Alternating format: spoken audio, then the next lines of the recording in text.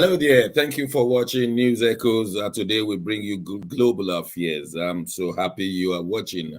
My name is Shettima Johnson, and in faraway Milan, we have our brother Massive Mark. Mark, you're welcome to the program. Morning,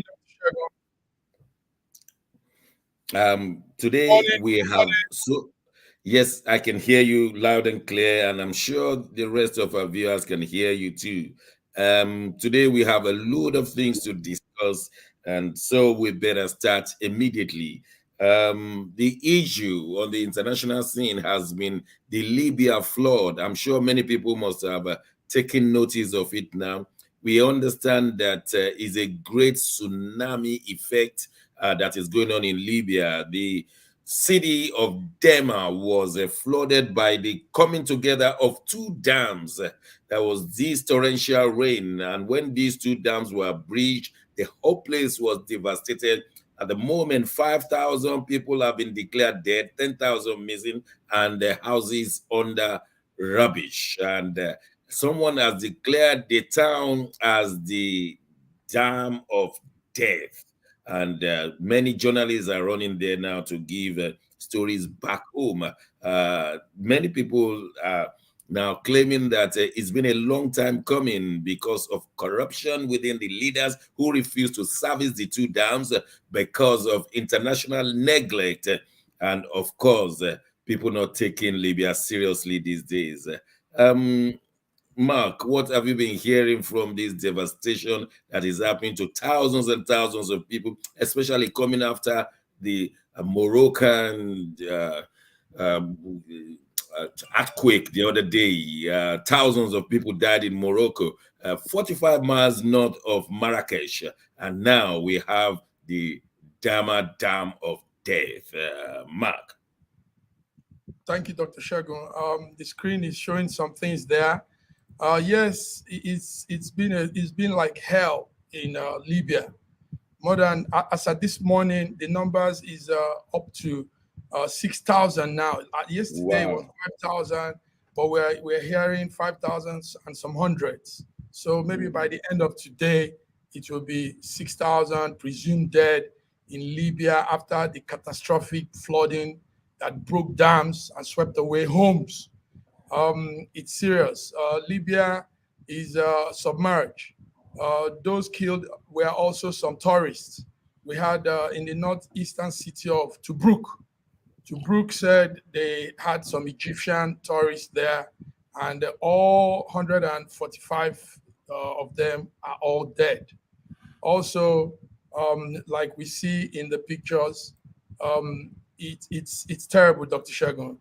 The emergency service of Tripoli reported that the flash flood killed more than the number in a city called Deepen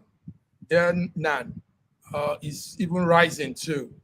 A spokesperson from the service said a lot of people are also injured, and the flood is even running down, is drying up city, and an estimated 20,000 people has been displaced. So we're seeing a major catastrophe there in Libya. We understand that this has been partly due to climate change. How seriously are the leaders taking climate change? Ex-President Trump said it was rubbish, and he started giving money for fossil fuels. Thank God that Biden came and changed things around. But then, are the leaders paying lip service to climate change? And conspiracy theory says it's all about making money, but with this kind of devastation and nothing to warn the people, especially in a country like Libya without a serious government, three different factions of war people running the whole place after Gaddafi had been murdered. Is this climate change or problem of lack of leadership, Mark? Yeah, Dr. Shagun, I would rather say it's both. Okay. Both leadership and climate change. But take note that most parts of Africa, the climate change issue is still is a strange thing to them. They don't see most of what they're saying, but now, behold, it's happening there in Libya. Um, Also, like you said, three major government is running in Libya, so there will be conflict in decision making. There will Yeah. be division in so many things. Now we are faced with this very serious problem. You Take know, note that, yes, go ahead, Dr. Shani. the government of a nation is very important because they will have been able to have some reserve for a day like this. They call it the rainy day. The government will have been able to look into the challenges of the dam, service the dams, and for a time like this, they will have been up to the task. But since the demise of Gaddafi, well aided by the West, now we have seen the devastation that they have caused directly related to them. Is nothing. You can never take the West away from this, because in those days Libya used to be the best of the countries in Africa, taking care of his people with social services, free land, free property for people who just got married, people who have no job, they have money. But since the demise of Gaddafi, separating or dividing the country into three, it's been a challenge. And here we are now with climate change, with a tsunami like dams, crossing and sweeping a quarter of a town with thousands and thousands of people dead already, thousands not yet accounted for. Now, I don't think the West will be happy where they are. They will be thinking, what have we done? Except they have no conscience. Yes, except they have no conscience. But let's read Victor Komolafe. That's a viewer from one part of the world. And he says, it's the lack of leadership, not climate change. Thank you, Victor, for that input. Um, Many people following the situation in Libya, Dr. Shagun, understand that Libya has been thrown into it's anarchy in Libya. I mean, talking of government wise. Now, Mm. coupled with the West and the interest they had in Libya, there was an interest in Libya, and that's why they were able to scot full up the leadership by taking away Muammar Gaddafi. Now, Yeah. Libya is in anarchy. Libya is a failed state, and this is what we see happening. And This and wouldn't the have West happened. is happy about that. Is the West happy about that Well, now? Are they um, happy? Dr. Shagun, we don't know. We are tired of some of these interference with the West and in most African countries Let's use because this opportunity to welcome Dr. Ibe all the way from Moscow, Russia. Dr. Ibe, you're welcome. Dr. Ibe, you're Thank you welcome. so much. Thank you so much for having me. Thank you, viewers, for tuning in. And we're very glad for you to come in because we know you're a very busy man in the hospital and you still have Yes. time to come into the studio. Yeah. You've been watching what happened in Libya with thousands and thousands dying. And even one of our viewers have said that it's not mainly to climate change, but to leadership, lack of leadership, as it were, in Libya, especially after the demise of Gaddafi. But I would want to say that the rain, the torrential rain, the bridging of the two dams, and the work in climate change has got a part of it, isn't it, Dr. Ibe? It's not, yeah, you made a lot of sense. Everyone has made good input. I would like to build on that. So it's not much about climate change. If we say climate change, is it what do you mean exactly? Are we saying is the fossil fuels were born, or are we saying it's our anthropogenic behavior or influence that is causing the global? When you trace all this thing, you see a lot of hypocrisy and about the whole climate change and the resulting effects on innocent lives. For example, when for natural disasters, you have to not only study the weather, you have to predict changes in wind direction, wind speed, prepare adequately for them, maybe do evacuation and even have rescue teams well prepared ahead of time, not after the event. Of course, when a country is in war, split by geopolitical interest of regime change, and competing interests. Obviously, you don't have enough money to invest in science to prepare adequately, and these are the results of that. These are the results of that. Consequences. Obviously, the consequences of that, and then you have the people who would like to say, "Oh, it's just climate change." I would like those people to just, stop being the kettle that caused the pot black. For many reasons. If we talk about carbon, utilization or emission, you talk about the wars going on around the world. They emit much more climate disaster than even using a common car.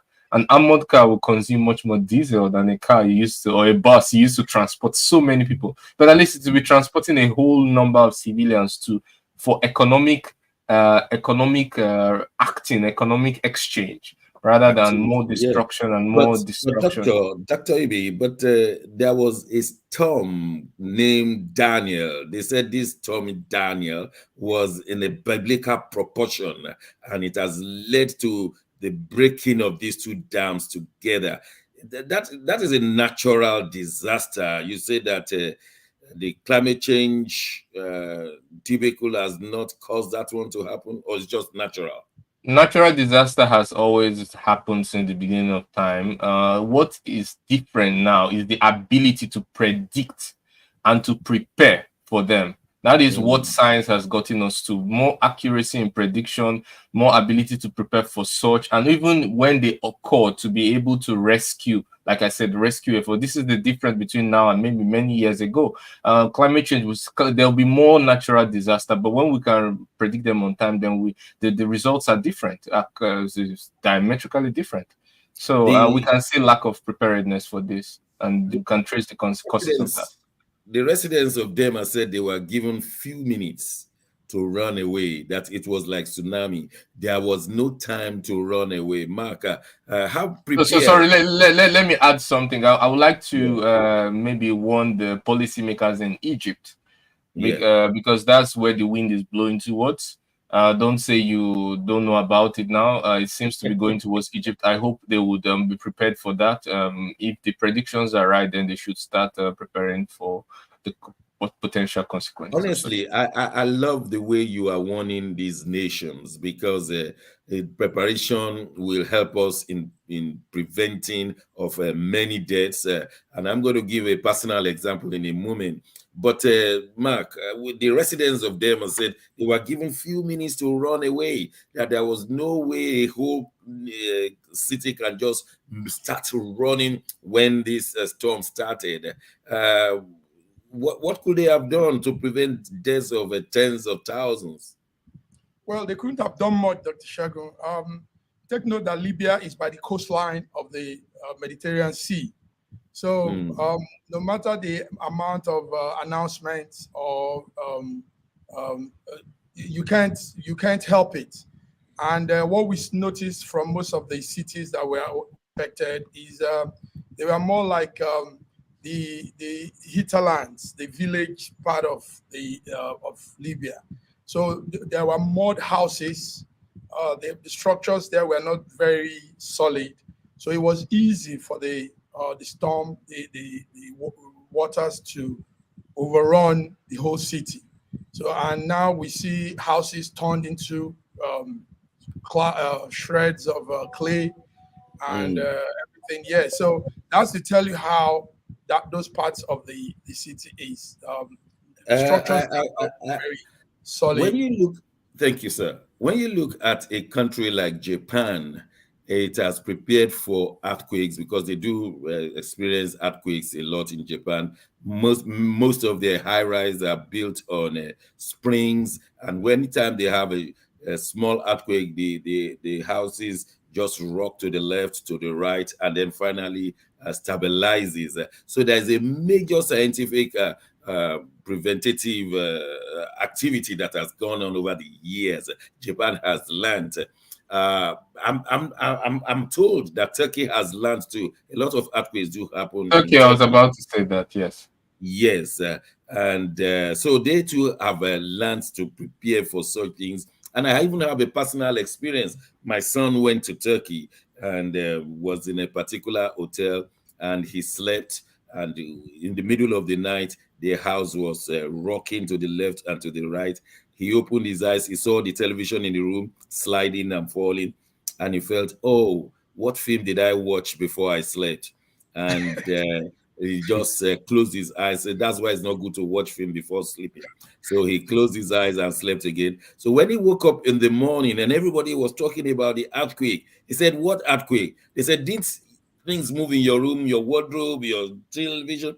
He said, "So it was live." They told him it was live, but good enough. The hotel he stayed was strong enough to just sway to the left, to the right. Otherwise, it will have been another story. So, do you think I, other countries in yes, sorry, yes, I was I just was going about to to say ask. that Yeah, go on. we once had the experience here in Italy of 2009.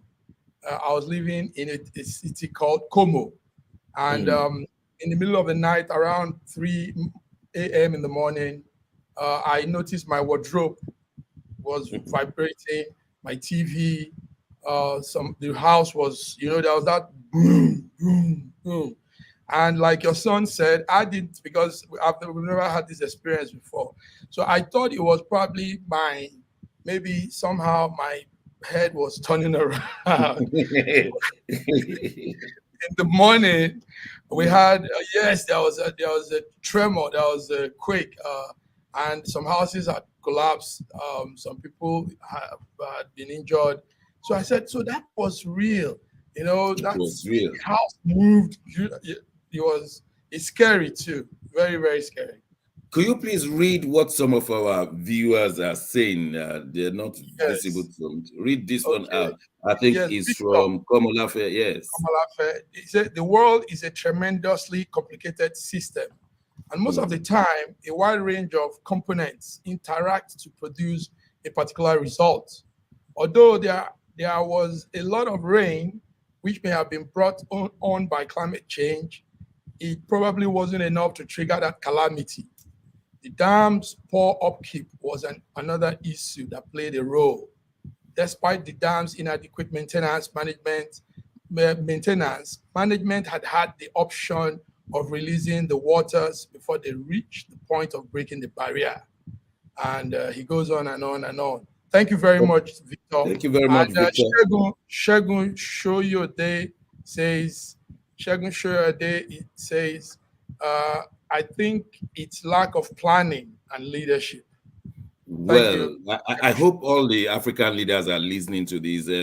Dr. Ibe, do you think we are ready for such challenges in Africa? I mean, Morocco happened 2 weeks ago. Thousands of people died now in Libya. It may come to West Africa. To what extent do you think our leaders are thinking that way, or they're just thinking of there's no money, not enough money for roads, not enough money for food? Is that what we're thinking, or we are serious about planet Earth? I think every Nigerian knows the answer to this question, unless the person is objectivity is tainted by political, you know, Interest. views or interests. Yeah, there are many parts of Nigeria that are definitely not prepared for natural disaster. We can see just the rainfall, what it does, how buses are half filled, people. In fact, as I posted on some of my social media pages, we have people whose work now is to carry people from one bank of a flooded area to another bank of another Yeah, flooded I've seen area, that so they too. could get Yes. to work without being wet. So people are now making money. So people are now the infrastructure, which doesn't exist in this area. So I think the answer is clear. We need to do much more to make sure we are prepared for just natural events, not to talk of natural disasters, which are um, on a greater scale. One could talk of two states in Nigeria which I have visited officially in my official capacity: Anambra State and Bayelsa State. Anambra State is prone to erosion, massive erosion. And only last week, the governor is pointing hands to the massive road erosion to the federal government to come and help. I've also visited Bayelsa State before in the past when the water were coming and submerged villages upon villages. And I'm sad to say, I was working for the National Assembly and federal government, and I'm sad to say when we visited, I was looking for what the federal government could do. The people are busy asking us, please, when the money is released, don't give it to the governors. It will never get to us. Give it to us directly, to the king or to the leaders in the villages. And so that was the politics that was being played with us while we were there. The issue of the erosion to sending companies that will come and dredge or stop it, they just put that to the background. They were discussing the politics of where to disburse the money. And I'm saying this on a personal note. Uh, how far do you think our people are ready to take things seriously? Talking of that, Dr. Shagun, let's take note that presently north of Nigeria is also experiencing some heavy rain. It's actually also the dam from the Cameroon dam. The dam is opened. There was an announcement anyway last week warning of the excess flow of water from Cameroon. So we are not prepared. The government, there's a ministry called Humanitarian Affairs. And interestingly, that ministry doesn't even know, I don't think the officers there know what they should do. That is what they should be looking into. Also, the Ministry of Environment should be looking into such things. But every time these things happen in Nigeria, people are caught off guard. Like Dr. Godwin said, now it has become a source of livelihood for some people, carrying people from one end of a riverbank to the other. So, and maybe those people self will be happy this is happening because now they can make some money from doing that vocation. So we're not prepared. Africa is not prepared. We saw in Morocco, now we're seeing in Libya, and who knows where's next. And we're also still talking of the drought in some other parts of Africa. East of Africa is going through the drought. Sudan, Ethiopia, Eritrea, these places are going through a lot of natural disaster. It's no okay. Yes, so I want to add something. I want to add something very quickly. I was coming to you. Yes. Right, just what you said. In what you add, please say something because we have to leave this topic. Okay. Add, please. Why? I want to say that interestingly, with this new source of livelihood, there is no much gender separation. You have men carrying women. Women are not too sensitive or touchy because, well, the stakes are high. They don't want to get wet. No one is going to complain how you hold them, touch them, carry them, such. It's just their business. It's quite interesting to see on like a normal. When life is normal, then you can talk about gender issues. When life is tough, gender issues and feminism, when life is tough, nobody talks about gender issues. Everything resets back to traditionality. Yeah, it's quite. Finally, why do we politicize such things in our countries in sub-Saharan Africa? Like I said, we wanted to help, and the local villagers and chiefs and kings were saying, send the money to us, not to the governor. Dr. Ebe, he said we can start getting serious with things of the people. It's a tough question in one regard because I can't read the minds of people, but I can say it until we focus on local development, regional development, then we will still have a lot of disparity in terms of development, inequality, infrastructure inequality, digital divide, infrastructure divide. This will continue to exist until we have a real regional system of administration and a responsible leadership. And of course, people have to look forward beyond short-term interests and goals and towards medium or long-term goals. But you also cannot blame them when they haven't eaten. For example, when we still have extreme poverty at 40% and unemployment, one will not be thinking too much about long-term interest rather than just to get the next meal.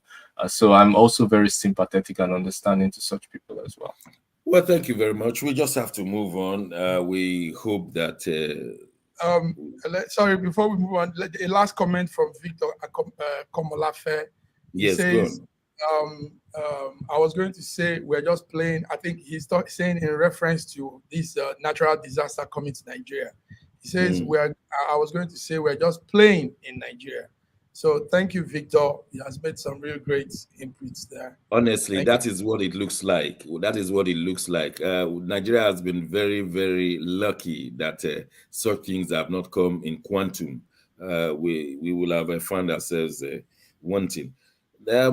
Massive mark, G77, the group of 77 nations, they met and or they're having the summit. And I think led by China. Tell us more. Yes, the group of 77 will be meeting this Friday. Mm. Today, it opens today and it will run till tomorrow. We keep having all these G, G, G, G, G. We had the G7, we had the G20, and now the G77. For our viewers listening, actually, the G77 comprises of a group of developing and emerging countries. It represents actually 80% of the global population. So they are gathering today in Cuba, and they are seeking to promote what they termed new economic world order. Now the G77 has United Nations Antonio Guterres as a major officer there. So in fact, he arrived early this morning. We were watching some of the arrivals of some officers, and the G77 is based in, for now, the chairperson of that organization is Cuba. So that's why the meeting is being held in Cuba. Our vice president is also there. He's there. Shettima. Yes, Shettima. Shettima, Vice President Kashim Shettima is there, and he says he's there on behalf of Nigeria. He said he has come to deepen existing bilateral relationship between Nigeria and Cuba. And he Okay. says he has come to explore areas of technology and innovation, science. Thank Thank you. you, sir. Dr. Ibe, the statement, "We are seeking a new economic world order," is profoundly political. What was the, or what is the present political order? What is the new, or rather, what is the present economic order, and what is the new economic order they are looking for? If I were to explain that, I would say that Mhm. the West has been having the present economic order for hundreds of years. And so are they saying that the East, of course, led by China now, no argument, should now present a new economic order? It's a political statement, isn't it? Oh, it's not just a political statement; it's a realistic statement. But the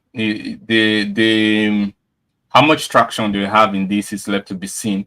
But let me explain what it means. Basically, it means that they want to move from a system of aids to trades. They want to move from a system of selling just raw materials or low value commodities to high value commodities. They want some element of technology transfer and infrastructure development. And China is good at doing that in terms of it's the biggest creditor to Africa and biggest investor in infrastructure in Africa, and the biggest sponsor and of G77. That's why it's called G77 plus China. They also have against pro climate change policies. They are against this climate change policies because they believe that the developed world used fossil fuel to develop their economy, haven't Mm. paid the due taxes for that. And now, when their economy is developed, they want the developing countries to now follow the same policies, and they believe it's not fair. So they are also against this policy, which they have a point in. And it's also geopolitically against developed countries in the sense that if you're a member of EU, you can't be there. If you're a member of Council of Europe, you can't be there. If you're a member of Commonwealth of Independent States, you can't be there. Exception is Tajikistan. If you're a member of OEC, the Organization for Economic Cooperation and Development, you can't also be there. So it's geopolitically a competitor as well. Thank you very much, which I think we should spend a few more minutes, but we have to go on a short break. Let me seize the opportunity to welcome our own analyst from Canada, Sir George. Welcome to the program. Thank you so very much, Dr. Johnson. We'll be coming back to you once we come out of the advert. All right, thank you.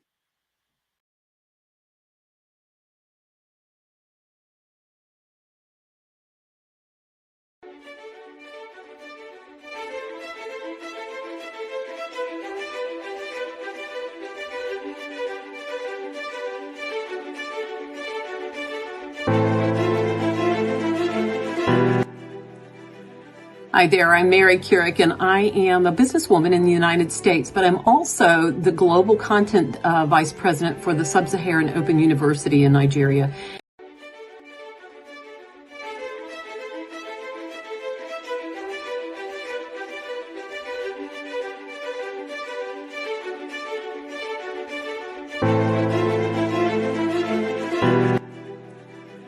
Hi there, I'm Mary Keurig, and I am a businesswoman in the United States, but I'm also the Global Content Vice President for the Sub-Saharan Open University in Nigeria. I could not be prouder to work with Dr. Osita Anamika and his team on helping to create not just entrepreneurs and skill-based talent that will get out into the workforce and make a living for themselves, but also young leaders. And to that end, with this integrity-rich university environment that's accredited now, and it's just an amazing opportunity for anyone there of any age to jump on board and learn, we want to let you know about a new offering that we have. We have a global governance and diplomacy course now provided by a whole team of people that crosses several countries to put together these resources and lots of great information for those of you who might be on the path toward public service and diplomatic service, NGO leadership, that sort of thing. We hope that you will walk through this open door and enjoy.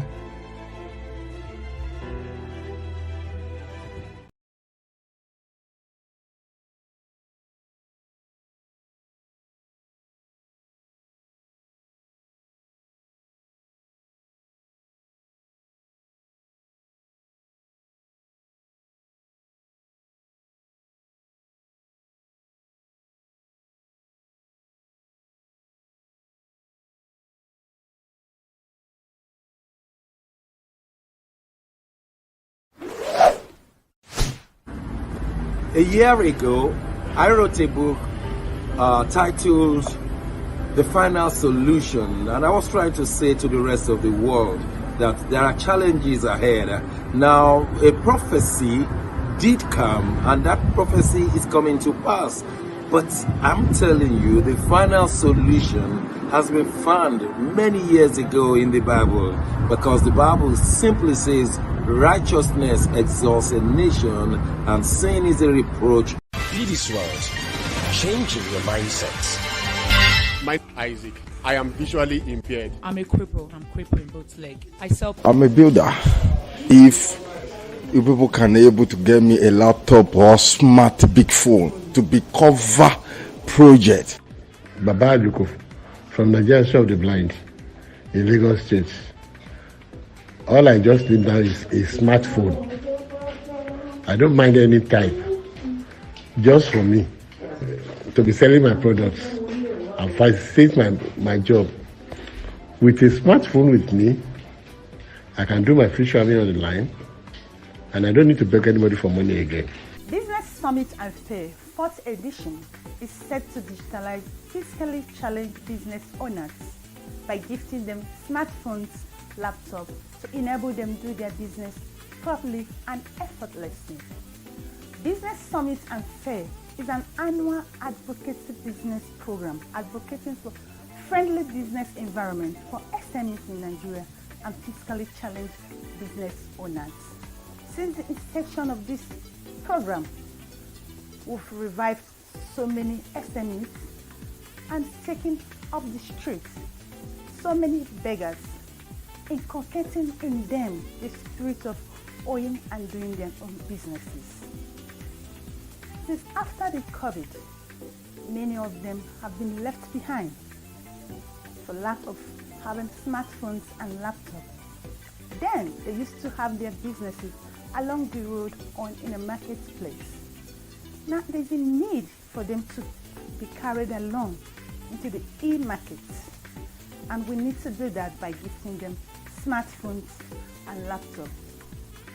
Join us this year, 21st September 2023 at Radisson Hotel Ikeja, GRA, as we have our annual events, digitalizing physically challenged business owner. It's the topic for this year. Be part of Business Summit and Fair, where you will learn, discuss, and exhibit your products and services. Join us this year, 21st September 2023, at Radisson Hotel Ikeja, GRA, for Business Summit and Fair 4th edition. My name is Vedi Nana. I'm the convener of Business Summit and Fair. It's a laudable one. This is a way of contributing to the society, and this is a kind of a project that's supposed to be done by every individual. It's a very fantastic one because many Nigerian youth, this is exactly what we need. Unfortunately, we're not getting enough of it. The aspect of the school is not really supplying this path that is more practical and direct to life. I really want to thank BD World for what they are doing. Even despite the challenges, they still forge ahead to put this together, and I believe the next one. Thanks for watching us. We'll continue with where we left. I've just thanked George from Toronto for coming to the studio. Sir George, you are most welcome. We were talking when you came in about the Group 77, and I just wanted to have your last say on it. They say they are looking for a new economic order, and we've been looking at that and say, they want to have set the stage. Is this the right time, and is it the new thing to be saying? I think it's way too late, if you think about it. When you well, but it's, you know, there's a proverb in our land that says, "Whenever you wake up, that's your morning." You know, that's it. But one thing that we have to really understand with the G77 is a great one indeed. But are we able to put ourselves together in such a way that these, you know, neo-colonial masters are still not able to infiltrate and, you know, use their superpowers to manipulate the whole entire thing? And besides, anyway, number one, we have to understand that there are, you know, just like they gave us democracy, and yet we're not able to, you know, apply every aspect of democracy to benefit us in the same manner, because we have been nothing but a consumer nations. We are not producing much of anything. We ship our cocoa from Ghana to, you know, to UK. They produce the, you know, chocolate and send it back to us, you know, 10 times the price.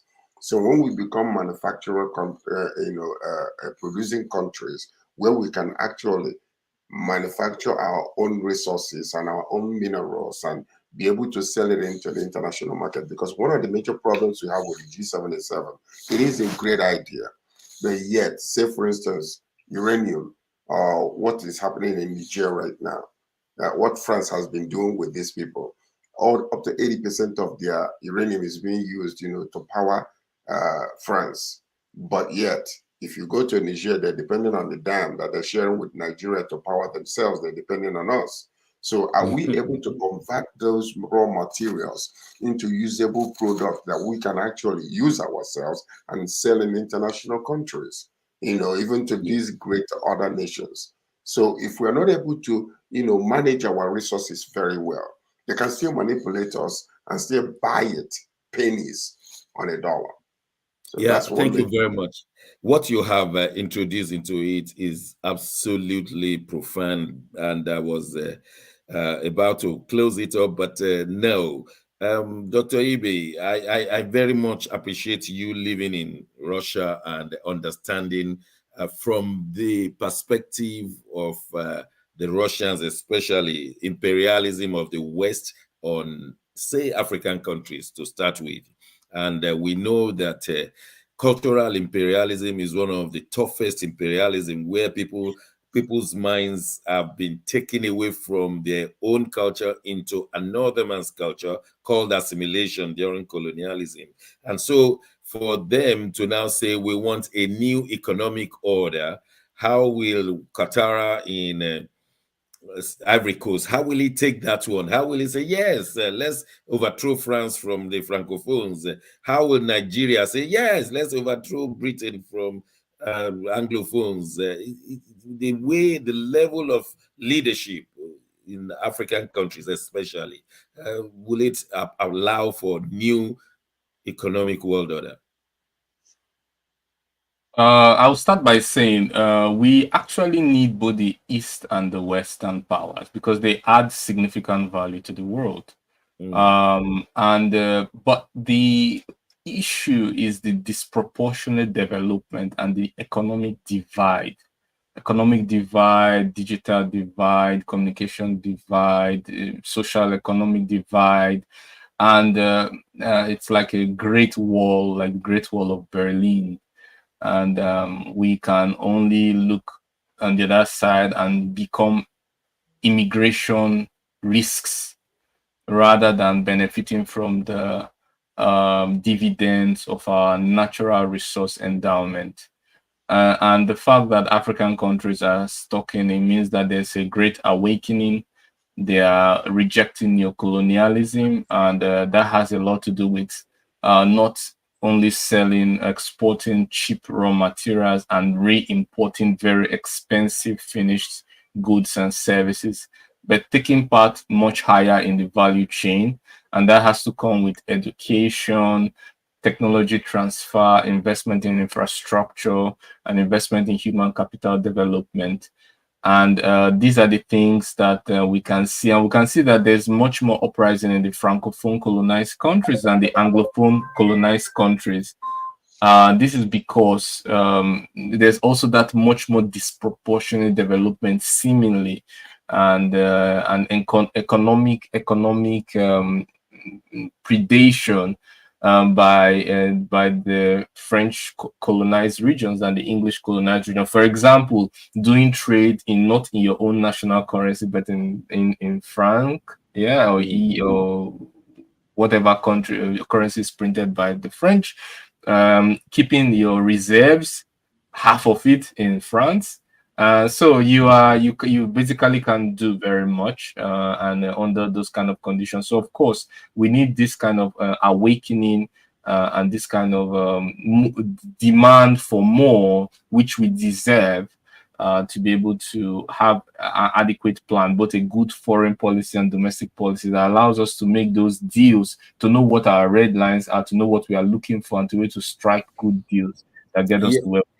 Okay. Thank you, sir. Mark, you think the kind of leadership we have and the process with which they become leaders can make them to stand up to say we want new economic world order? When you look at Ouattara, he changed 2 times to 3 times. You look at Museveni, he changed 2 times to 3 or more times.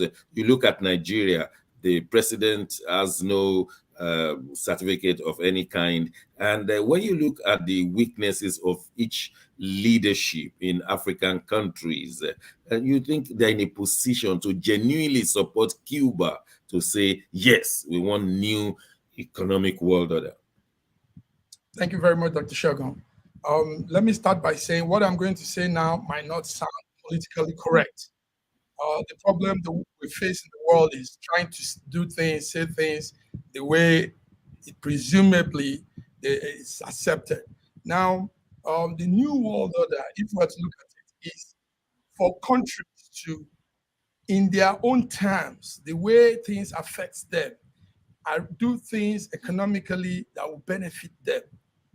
For example, our country, Nigeria, the president is going about with a team of about 100 officials traveling and looking for investors instead of using that money of Esther code, flight tickets, hotels, and everything to put in place security in Nigeria, put in place electricity, all these little things that will on its own attract investors. You see, so it's fallacy that Tinubu's government is taking all the energy to move around and look for investors who come.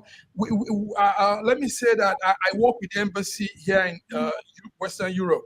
And at one point in time, most of the European Nigerian embassy, France, Spain, Italy, they were doing this. They were sourcing for investors. They were having summits, business summits, all these things. And one day I was sitting at the back of the hall and I was laughing. How do we look for investors into a country that kidnappers are on the rise? If you see gory, very, very distressing stories from all parts of Nigeria, the north, the south, the east, the west, everywhere is being bombarded by kidnappers, terrorists, Boko Haram, IPOB, and all these miscreants running loose with guns. And now our president is going to look for investors. So the new world order should be that each country should on its own organize things on its own, think of governance in its own state, in its own, the way it affects each country, and not wanting to be like how we do it, how it's done. Now they are collectively coming to do a new world order. And this, like George said, like Godwin also said, this will mean, if you look at it very well, the superpowers will use this as an advantage to also exploit the lower on developing countries. So thank you very much for putting it succinctly. We'll just move on. Sir George, the Northern Korean leader Kim Jong-un was visiting Russia 2 days ago, and the West was afraid. I live in London, and the Prime Minister of London, of the UK, was advising Kim Jong-un, don't sell your ammunition to Russia, and begging Putin not to. And I was saying, excuse me, are you advising Kim Jong-un what to do? The man is visiting Russia. To what extent are you baffled by the North Korean leader visiting Putin? Well, you see, this is, that state of double standard that we're talking about. Most Western countries have actually supported Ukraine. And openly, they're not hiding it. They're sending ammunitions and all kinds of things to help Ukraine. But you're standing over here in England, and then you're shaking on your boots and telling Kim Jong-un not to sell military equipment to Russia. I mean, you see, these are the impetus of these nations that I don't understand. Now, when it comes to, openly trying to limit, some of these type of mass, weapons of mass destruction, from these countries that have no control, that can do anything when they want at will, without any other nation controlling them, I can understand. But to tell them not to sell weapons to Russia, what does that even mean? I mean, North Korea, as much as they are a sovereign country, Russia is a superpower. If they need weapons from these people, as a matter of fact, is a show. They showcased something that was so good that they even, publicized the type of meal, some scrumptious meal that they were going to be serving to show these people to make America and UK. Well, let's ask the man who partook of that meal, because on Wednesday when we were coming to the show, we did not see Dr. Ibe, and you, George, said he must be partaking of that meal. That's what you said. Dr. Ibe, sorry, I have to tell you what we said behind you. So tell us exactly what's happening between Russia and Thank you for thinking so highly of me. I'll give him a boots that are bigger than my size, but I appreciate the kind gesture and kind words. I'll go on to say that, this double stand, like you said, is not just only selling weapons to Ukraine and not demanding that another person sell weapons. They are the same people who talk about climate change and the effects of climate change. The next day, the same people who say North Korea shouldn't have nuclear weapons. But not only do they not have nuclear weapons, but they also export and host nuclear weapons in other states. For example, the US have its nuclear weapons in Germany, Italy, France, Turkey, Netherlands, Greece, and Belgium. And then you just kind of wonder, like, what is the basis? What is the moral account, moral, resource that you use to demand certain things? But I will move beyond this double standard and go to real substance. Real substance is that North Korea is experiencing food shortage. They had some natural disasters, and Russia being breadbasket of the world, especially in cereal grains, wheat, obviously can help them out. Secondly, Russia has advanced weapons. Russia has, from their policy, had seen North Korea as a instead of a strategic ally, had seen them as a tool for negotiation with the West, because Russia actually thought they could go closer to the West, being the main supplier of energy to the West, seeing themselves as Europeans rather than Asians. And only until recently seeing themselves, for example, playing in UEFA instead of Asian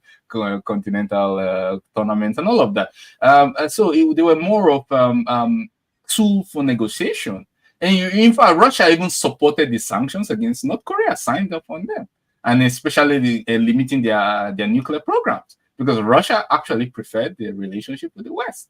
But the actions of the West, backstabbing itself, sanctioning itself, causing inflation, the deindustrialization of itself, and allowing Russian economy to move to 5th place in the world by PPP, overtaking Germany, which was not thought possible just a few years ago, has made elevated the relationship with North Korea to something seeming like a strategic ally, rather than just a tool for negotiation. But we understand Northern Korea is suffering from massive shortage of food and yes. Why are they interested in ammunitions and things like that? Oh no. They are interested. Look.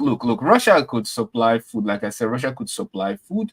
Russia doesn't necessarily need them to supply weapons and transfer technology to them to sell weapons. Actually, another thing Russia could actually get from them is just serial production of some spare parts of Russian goods, because they have a very good industrial capacity, factory capacity, which could be utilized for production of spare parts of Russian military components. They don't necessarily have to help them in nuclear program, and in exchange also supply them with food and infrastructure development. This is something that Russia can do without violating the nuclear agreement. I don't think it has reached the stage for a direct supply of weapons or exchange of nuclear technology. Yeah, also, you should understand that they have a lot of 155mm shells. They are known to have a lot of them, but I don't think Russia really needs Mark, quickly and briefly, we understand North Korea fired some shots into the ocean. What was that? Oh, while the meeting was going on, Putin and our man, the young man that acts like an old man, King Jong, while this meeting was going on, a ballistic missile was launched in his absence right into the sea, near the capital of North Korea. Now, let me also add to what Godwin has said. Yes, there have been decades of complicated, hot and cold relationship between North Korea and Russia. But what happened was there was a change in their relationship in 2022. And that was because of this Ukraine thing, because Russia came up with the idea of looking for allies and also trying to get some more supplies. And Kim was there to be a helping hand.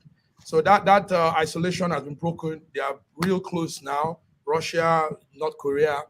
Also, let's take note that they are doing this also to like face off with the West, because these two countries have become isolated somehow. So coming together and standing as one could make the West think there is some strong bond growing there. So Kim is expected to get some economic aid from Russia and some military technology also in exchange for some things that he will be giving to Russia. Yeah, okay, all right. Human capital and cheap labor. I also want to add Very quickly. Sorry, just very quickly. You remember that North Korea had offered to send about 100,000 soldiers to help in there, but it wasn't really accepted, or to take part in. It becomes a world war. Once he does that and accepted, then it becomes a world war. Anyway, we have to leave that because we'll be keeping a monitoring eye on it. Sir George, the well-known Nobel laureate Wole Soyinka said recently, and I want to quote him, "I can say categorically that Peter Obi's party came third, not even second, and the leadership knew it, but they want to do what we call in Yoruba, Gbajue. That is a force of lies." I'm shocked personally that a well-respected statesman will just come out and say things that are very obvious to the eyes, and has gone to the Supreme Court. I wonder why he has made such a statement. Well, sometimes when we react to situations rather than responding, we can bring our biases and our what I call the innate stupidity that has been lodged in us for so long. It is so sad that such an educated, enlightened, and international figure will go out into another country and start talking nonsense like an illiterate from his village. I was listening to that. I was baffled beyond belief. I said, "Who is this man?"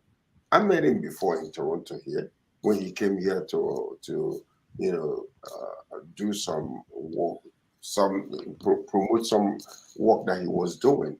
And this man was a super intellectual man, well respected, but I think the older he gets, he's losing his, what I call that dignity, that respect. But, this tells you that, I just don't get it. Honestly speaking, I was listening. I said, I was shocked myself. I was shocked beyond belief that this man will open his mouth and categorically, an educated man. Did you count the votes? Did you count the votes before you say you categorically? How can you categorically, after watching the whole entire election from the very beginning to the when end, they promised beavers, spent 352 billion naira on beavers, and then with their own mouth nullify it in 1 second, and he said categorically. But Dr. Ibi, is it old age, or is it because, like some people have explained in other fora, they said he collected pots and pans from Mrs. Tinubu at a point? I mean, this was open. It's not a gossip. What will you count it on? Look, I'll tell you, I don't know the results of the election because I didn't see with my eyes, but I can tell you what gives him the effrontery to act this way. You call him a Nobel laureate. Who controls Nobel Peace Prizes and all these prizes and international prizes? Obviously, the US. The Anglo-Saxons are not opposed to Tinubu winning, and so he is not going into contravention of any of his geopolitical sponsors, and so he's in line. If the US had condemned the election and he understood that his Nobel laureate prize was at stake, he probably wouldn't make such statements. But he's going along the line of the people who support him, where he has the government on the local domestic power behind him. He has the foreign geopolitical power behind it. So what is there for him to lose? It's just interest. Yeah, what's there? It's just Mark, I'll ask you the last question. When you grow older than these, 80-something, 90-something, will you come to a point where you say, look, let me leave this matter of politics to the younger people? I mean, Nelson Mandela did that, and everybody clapped for him. Is that what you want to consider? I know you are still 20-something. We have I've forgotten his name now. The other papa. The other papa. I just forgot his name now. The other papa that is saying that the youth should rise up and take their country. Now he will probably be in the same age range with Soyinka, but Papa knows he's going away, and he wants to leave a good legacy. I mean, even if he has done something in his pretty young age, he wants to go away peacefully. So Soyinka should have been like that. I mean, okay. I just have to thank you, Massive Mark, and my colleagues across the globe. Can I ask you one question? In 3 seconds. 3 seconds. Why is he picking on Peter Obi? That's Why? true. What is the problem? Well, that's the question we will attempt to answer on Wednesday. So that's it from us, folks. We love you. We'll be back on Wednesday. God bless you all.